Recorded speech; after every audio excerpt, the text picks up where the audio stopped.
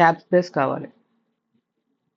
అప్పుడు /t అని చెప్పి ఎంటర్ చేస్తే మనకి ఈ ఐటీకి మధ్యలో ట్యాబ్ స్పేస్ వస్తుంది. ట్యాబ్ స్పేస్ అంటే 4 స్పేసెస్ అనమాట. అలాగా ఇందులో బ్యాక్ స్పేస్కి అయితే మనకి బి చూసారా, ఒకటి బ్యాక్ స్పేస్కి వెళ్ళింది, అంటే ఒకటి టీ అనేది పోయింది. అలా ఇంకా మనకు చాలా ఉంటాయి. ఇవన్నీ మీరు కొన్ని అయితే నేర్చుకోవాలి కంపల్సరీగా. అవి ఒకసారి గూగుల్లో కొట్టండి, మీకు వస్తాయి. ఇంకా స్ట్రింగ్ మెథడ్స్లో మీకు ఆల్రెడీ కొన్ని చెప్పాను. అందులో ఏంటి అప్పర్ అనేది, లోవర్ అనేది చెప్పాను. అలాగే మనకి ఫార్మాట్ కూడా చెప్పాను. ఇంకా చాలా మెథడ్స్ అయితే ఉంటాయి.